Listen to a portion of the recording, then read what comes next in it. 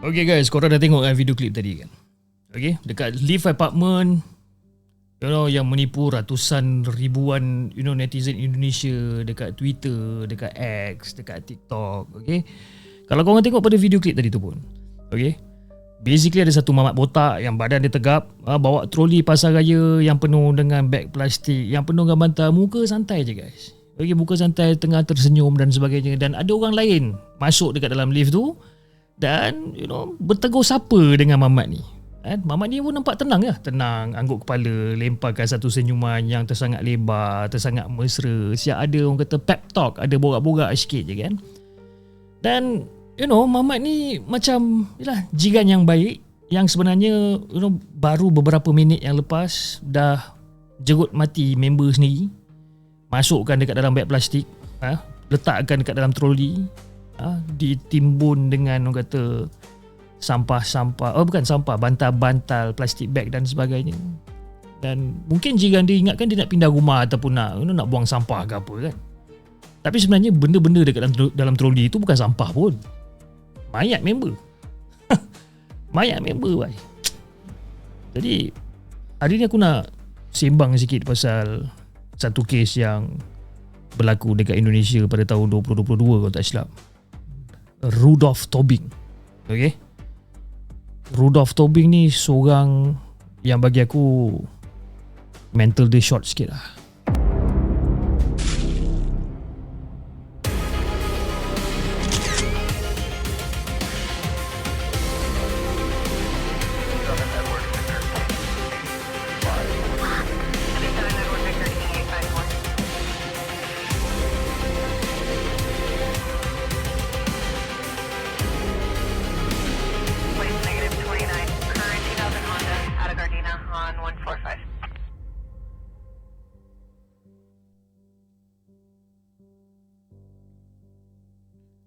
Okay guys, hari ni aku nak bawa korang terbang pergi ke Indonesia balik. Okay, pada 17 bulan Oktober tahun 2022, lebih kurang dalam pukul 9.30 malam dekat Jalan Kalimalang. Jalan Kalimalang ni dekat Bergazi. Okay, ada dua orang masa tu tengah memandu kereta dan tengah bawa-bawa, tengah bersembang dengan member, tiba-tiba bam, tayar suap pancit. Okay, dan diorang ni terpaksa berhenti betul-betul dekat bawah jenjatas dekat tol Becakayu. Okay, dan nak bagikan gambaran suasana dekat situ masa tu macam dah lewat, gelap, sunyi dan sebagainya. Dan kawasan bawah highway ni memang famous lah. Memang famous tempat untuk orang buang sampah-sampah sarap yang haram, buang secara senyap, perabot lama, sisa konkrit binaan, macam-macam lah ada orang buang bawah tu. Okay, jadi masa dua orang ni tengah turun kereta, nak call siapa-siapa susah sebab kadang lewat malam nak tukar tayar. Jadi okey lah, fine, dua orang ni pun tukar dah tayar. Bila diorang tengah tukar tayar ni, salah seorang daripada diorang ni nampak ada satu plastik bag tau. Ada satu plastik bag sampah hitam yang bersaiz agak besar tersadai dekat tepi bahu jalan ni. Jadi dia sebagai seorang netizen ataupun seorang rakyat yang bertanggungjawab, cubalah untuk alih plastik bag ni daripada jalan besar. Yalah, takut mengganggu laluan dan sebagainya. Niat asal dia nak tolong alihkan sedikit sebab kan takut kacau lalu lintas. So seorang tengah tukar tayar, yang lagi seorang pergi jalan dekat beg plastik tu, tengah tarik lah beg plastik ni. Tapi bila dia baru nak tarik, bila dia suluh menggunakan lampu daripada handphone ni, apa yang dia nampak kau tu? Dia nampak ada jari-jari kaki manusia tersembur keluar daripada koyakan plastik tu. Member terus juak lah. Kan, dia bagi tahu member dia lagi seorang tu pun dah stop tukar tayar tayar kereta dan sebagainya. Diorang tengok, ini macam kaki manusia ni, ini tak boleh jadi. Call polis. So bila diorang call polis, tak lama lepas pada tu polis pun sampai. Polis sampai, dia dah pasang yellow tape dan sebagainya. Diorang inspect plastik tu. Bila diorang inspect plastik tu, diorang buka plastik tu secara perlahan-perlahan. Memang betul lah, ada mayat dekat dalam plastik ni. Dan mayat ni seorang wanita muda yang berusia anggaran umur 30-an. So diorang inspect lagi mayat ni. Inspect. Dekat mayat ni ada kesan lebam akibat objek tumpul, tanda dia kena belasah. Dan juga ada kesan lebam yang berbentuk bulat gelap dekat leher ni. Itu confirm sasah, orang kata tanda kena jerut punya. Dompet dia tak ada, barangan peribadi dia, segala barang kemas semua tak ada. And it's just normal mayat kat situ yang dah, orang kata yang keadaan dia yang agak teruk jugalah. So diorang pun bawa balik lah. Okay, dah panggil ambulans semua sampai apa semua, bawa balik untuk bedah siasat.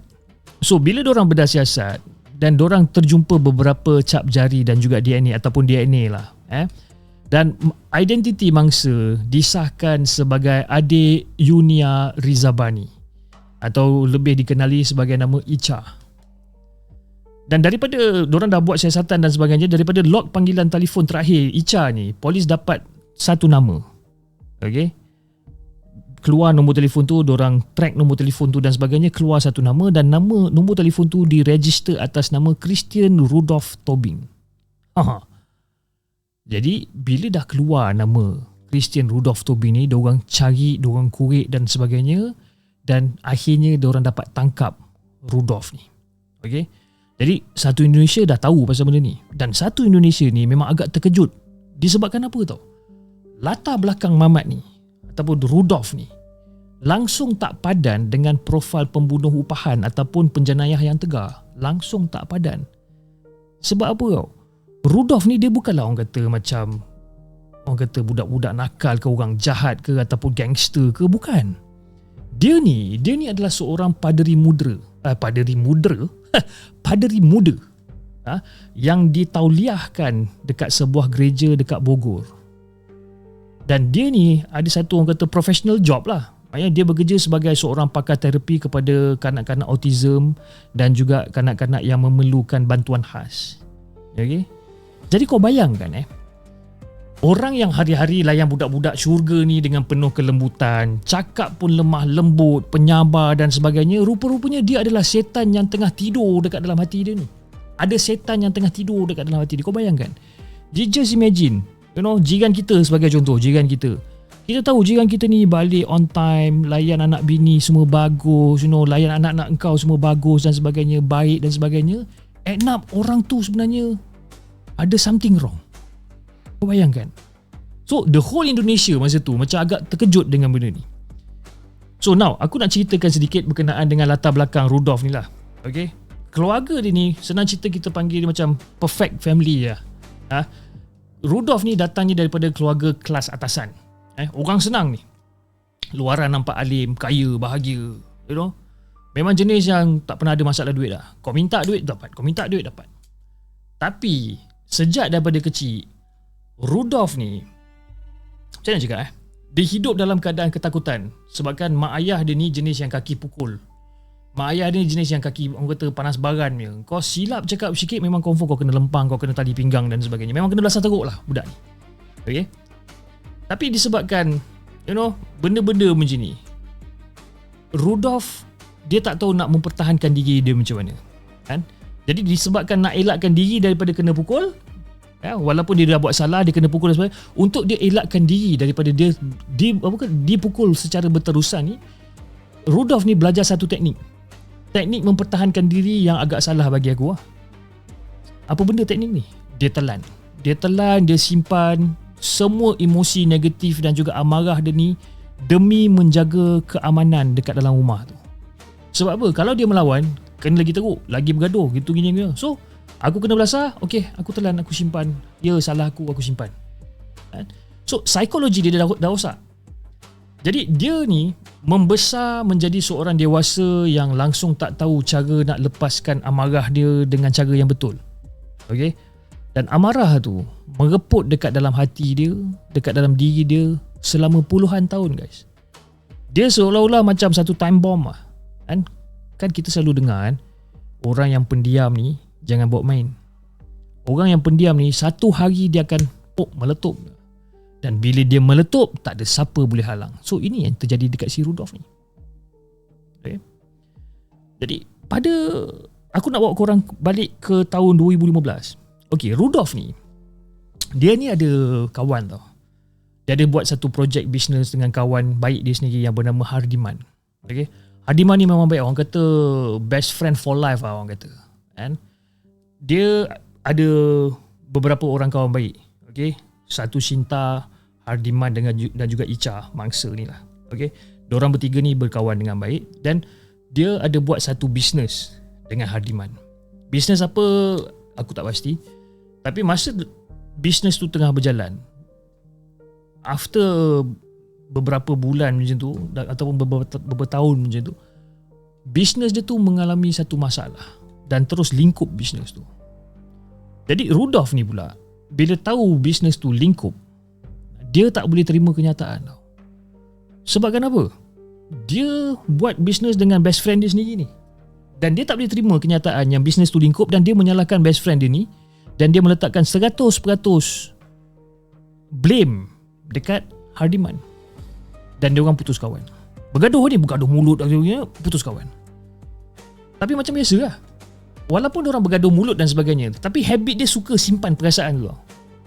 Rudolf tak pernah orang kata nak ajak bertumbuk ke ataupun benda-benda tak ada. Dia simpan segala perasaan dia ni.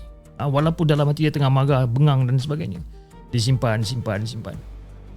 Selama 7 tahun dia simpan benda ni. Daripada 2015 sampailah 2022 dia simpan dendam ni. Dan dendam tu lama-lama dia bertukar menjadi satu obsession. Okay? Rudolf dah tak anggap si Hardiman ni sebagai bekas kawan dah. Orang selalu kalau kita bergaduh, paling-paling tidak kita putus kawan, dia pernah jadi kawan baik aku dan sebagainya. Tak. Si Rudolf ni dah anggap si Hardiman ni dah macam nemesis. Orang kata musuh ketat yang sampai mati punya. Sampai kiamat pun memang akan jadi musuh punya. Macam tu lah. Okay? Jadi pada satu hari ni, pada tahun 2022 punya tu lah, Rudolf tengah syok-syok scroll Instagram, tengah scroll TikTok, apa segala macam ni, tiba-tiba dia nampak ada satu gambar posting tau. Gambar posting dia nampak 2 orang yang dekat dalam circle dia, iaitu kawan rapat dia sendiri, iaitu Shinta yang aku cakap tadi, Shinta dan juga Icha ni, tengah melepak sakan. Tengah bergelak ketawa, siap peluk-pelukan lagi dengan si Hardiman ni. Kan? Hardiman ni siapa? Yang musuh ketat tu lah. Okay? Bagi kita mungkin biasa, kan? Mungkin kita rasa merajuk sikit, oh ya ke kau lepak dengan dia, okay, tak apalah. Kan? Lama kelamaan kita move on lah, betul tak? Walaupun kita akan rasa sedikit sakit hati bila kita tengok musuh kita ni tapi dia menjadi kawan baik kepada kawan kita, kita akan rasa sakit hati, betul. Ya, manusia memang macam tu. Tapi at some certain time kita akan move on. Tak ada masalah. Bagi orang biasa macam kita, yes, kita just let it go. Tapi bukan pada si Rudolf ni. Otak dia dah rosak. Sebab kenapa? Dia anggap benda tu sebagai satu pengkhianatan yang paling besar dalam hidup dia. Sebab kenapa? Dia fikir yang Icha dengan juga Shinta memang dah sedia tahu yang si Rudolf ni benci dekat si Hardiman. Tapi kenapa kau lepak juga dengan orang yang aku benci ni? Bila dia fikir, dalam hati macam, okey lah, engkau, Icha, Hardiman, korang ni patut mati lah. Masa ni lah plan untuk bunuh 3 orang ni terus terhasil. Terus tercipta pada ketika tu. Jadi masa dengan orang kata kepala otak dia tengah aktif untuk fikir macam mana cara nak membunuh dia, target asal dia dia nak bunuh si Hardiman dulu, lepas tu Shinta, baru Icha. Tapi dia tak nak orang kata tangan dia kotor lah. Biasa lah, nak buat kerja tapi belum cukup berani, kan? Jadi dia cuba cari hitman. Dia cari hitman dekat internet, dekat laman-laman web yang agak fishy lah, kan? Tapi kebanyakannya web-web kat situ semua macam orang kata website yang scam lah.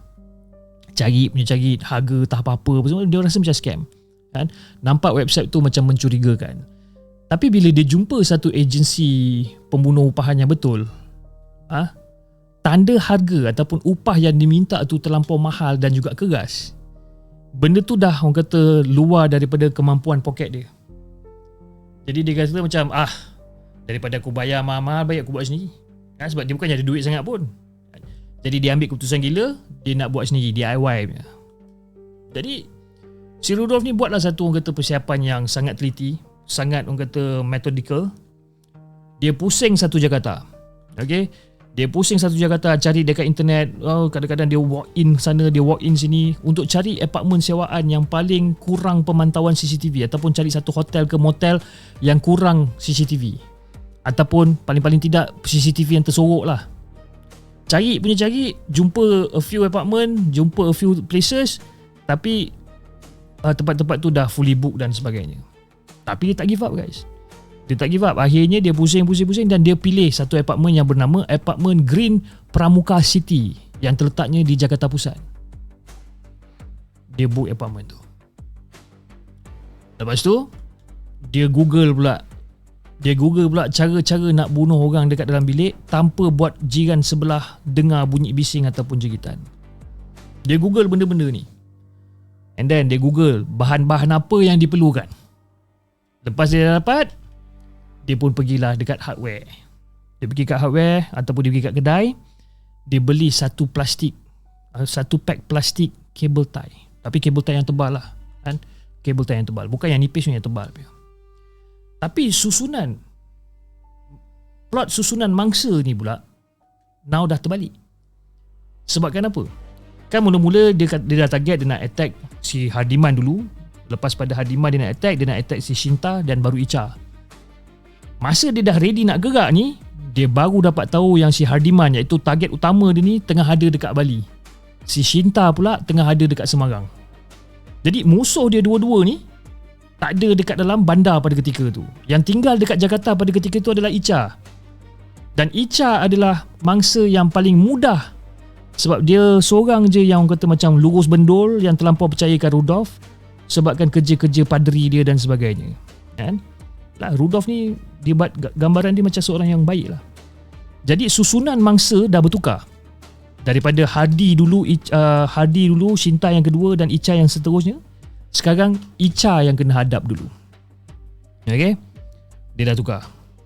So now, macam mana dia nak tarik si Icha ni? Kan? Dia cari idea dan dia tahu yang si Icha ni percayakan dia. Jadi pada 17 hari bulan Oktober tu, Rudolf pergilah sewa bilik apartmen tu untuk satu malam. Lepas dia dah sewa, dah bayar deposit dan segala macam dia pun semua ni, dia pun call lah si Icha. Dia call si Icha lah, dia kata, Icha kau kat mana apa segala macam. Dia ajak Icha ni jumpa atas alasan kononnya nak minta bantuan untuk buat satu, orang kata, video promotion ataupun iklan untuk sponsor podcast baru dia ni. Okay, so basically Rudolf ni dia ni macam dia buat content creating juga, dia ada podcast dia dan sebagainya. Jadi bila Icha dengar benda ni, Icha terus setuju. Dia terus setuju sebabkan dia dah biasa tolong si Rudolf ni untuk buat production, untuk buat video, ambil gambar dan sebagainya. Jadi bila Icha setuju, si Rudolf ni terus create satu jalan cerita iklan yang mengarut berkenaan dengan rantai kesihatan. Okay? Dia pun explain lah. Dia explain dekat Icha rantai kesihatan ni apa dan sebagainya. Icha, kau kena berlakon tau. Kau kena berlakon macam kau ni jadi mangsa culik. Lepas tu tangan kau kena ikat, kaki kau kena ikat dengan kabel tie oleh penjahat. Aku jadi penjahat. Kau jadi mangsa, okay? Lepas tu Icha pun okay. So aku jadi jahat, kau jadi mangsa, tangan kau semua dah kena ikat dan sebagainya. Tapi disebabkan aura rantai kesihatan tu, engkau berjaya untuk lepaskan diri. Kau ada tenaga untuk putuskan ikatan kabel tu. Jadi si Icha ni pun macam, bagus juga idea kau ni kan. Jadi dia pun macam tak syak apa-apa, dia pun agree je lah. Dia siap gelak-gelak baring dekat atas katil, bagi diri dia kena ikat ketat-ketat sebab dia fikir lah, ni kawan baik aku ni paderi ni, takkan dia nak aniaya aku pula. Jadi dia orang sempat buat rehearsal tau. Okay, kita buat rehearsal dulu So dia pun buat rehearsal, pam dah kena ikat apa semua, buat rehearsal gitu ni. Icha pun dah terlepaskan kabel tie. Lepas tu macam okay, cun gitu.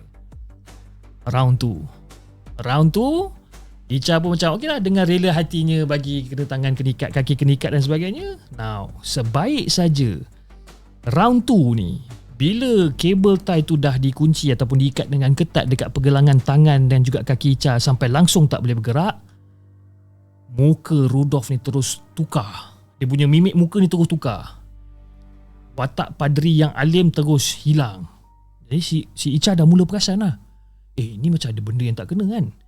Dan dia cuba untuk meronta untuk lepaskan diri dia. Kan? Dia tengok je Icha tu. Jadi si Icha ni macam, kau nak buat apa ni? Dia bising-bising lah. Si Icha ni mengayu dan sebagainya.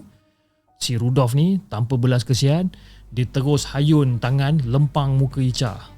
Dia lempang muka si Icha ni punyalah kuat, sampaikan perempuan tu terduduk dan terdiam dalam keadaan ketakutan tau.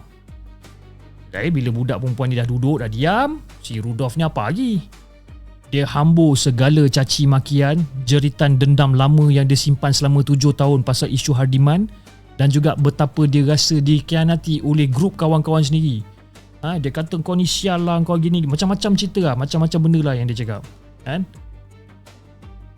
Jadi kau bayangkan kau dah terikat dekat tepi, tak boleh nak buat apa, dan kau nampak ada satu mamat ni tengah menggila depan kau, maki kau gila babi man ni. Okay? Jadi masa tengah si Ichan dalam keadaan ketakutan, tengah menangis, teresak-esak minta ampun dan sebagainya, Rudolf ambil telefon si Icha ni, dia buka application mobile banking, dia paksa si Icha. Dia paksa dia untuk bagi pin, nombor pin bank dia. Jadi bila Icha dah masukkan nombor pin bank dan sebagainya, si Rudolf terus transfer sebanyak 19.5 juta rupiah keluar daripada akaun Icha, dan duit tu dimasukkan ke dalam akaun milik isteri Rudolf tu sendiri. Siapa isteri dia ni? Christina Marta nama isteri dia. Tapi tak cukup dengan tu guys. Lepas dah transfer 19.5 juta ni, dia paksa Icha buat satu panggilan telefon terakhir kepada mak bapak dia. Mak bapak si Icha ni lah. Kau telefon mak bapak kau sekarang? Dia kata.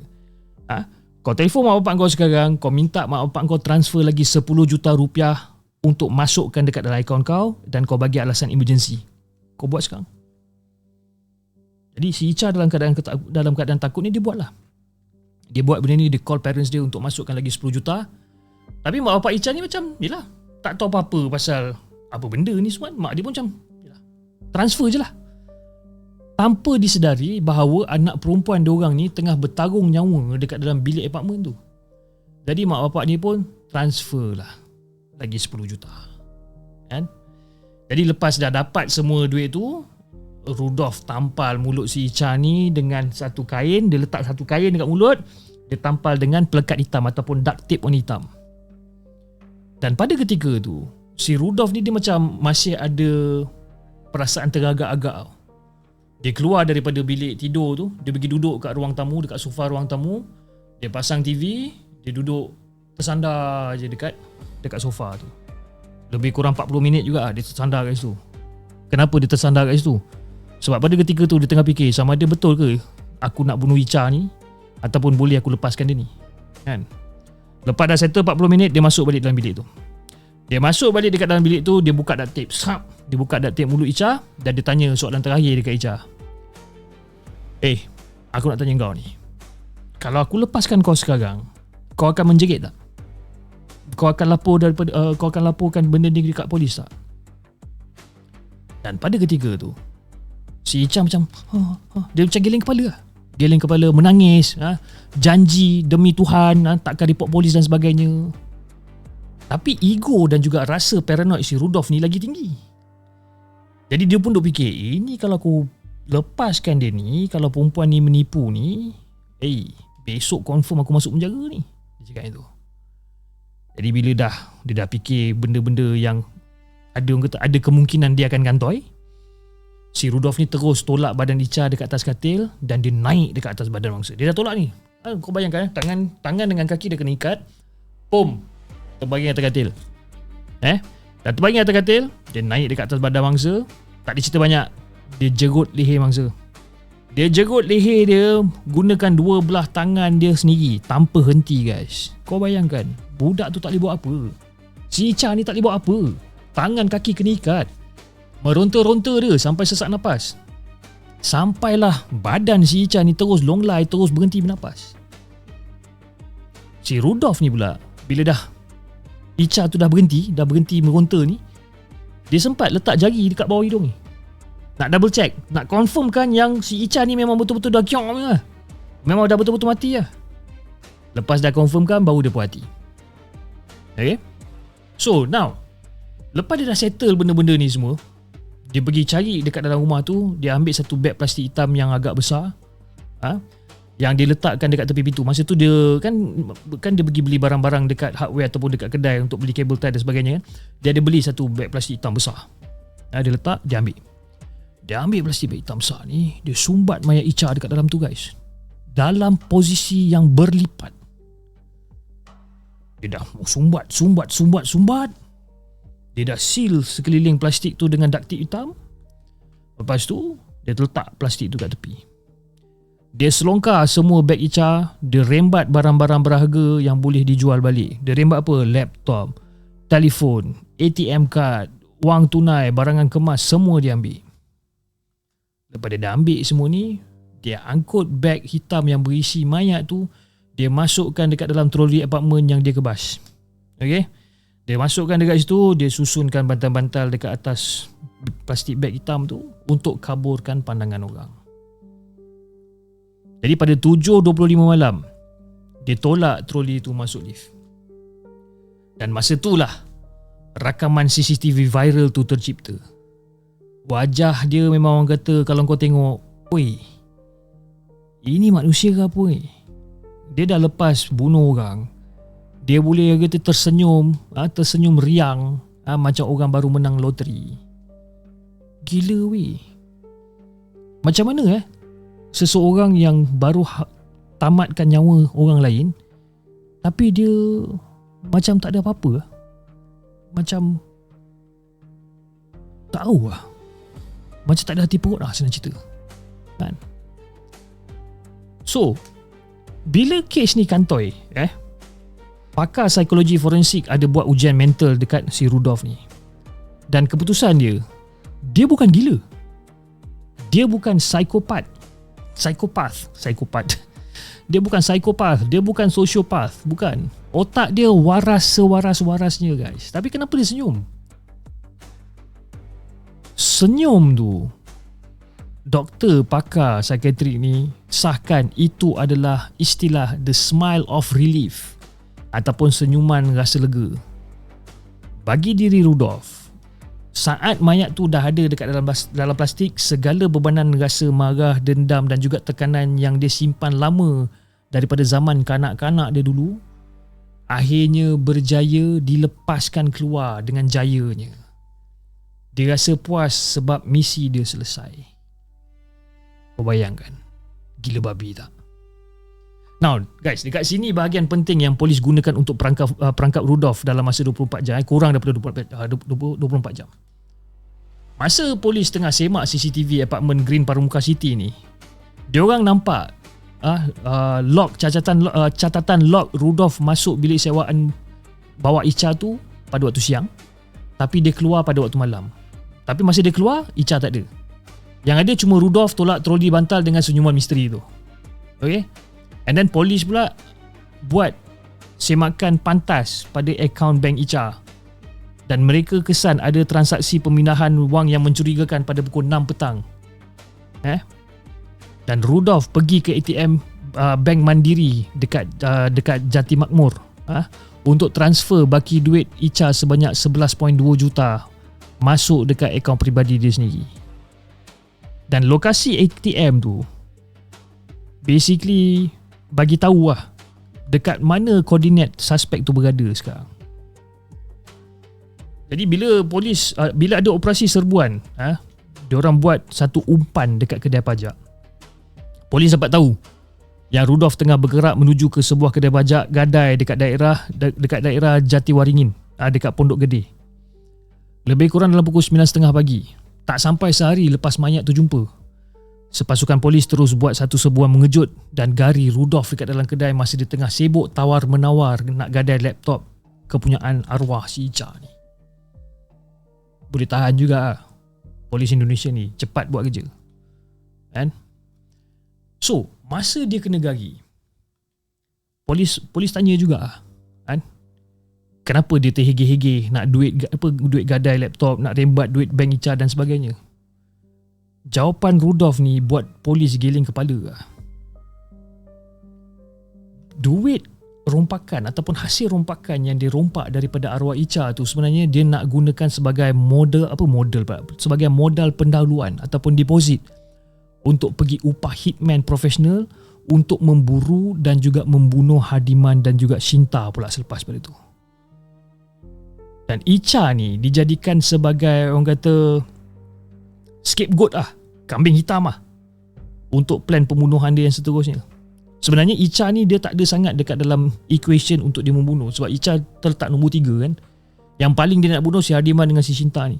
So the reason why dia rompak segala benda ni, dia nak bayar deposit untuk hire hitman kau. Gila. Jadi kes ni berjalan selama 4 bulan dekat Mahkamah Negeri Jakarta Pusat bermula daripada Mac 2023 dan gelaran The Smiling Killer terus melekat dekat dia dalam liputan media-media Indonesia.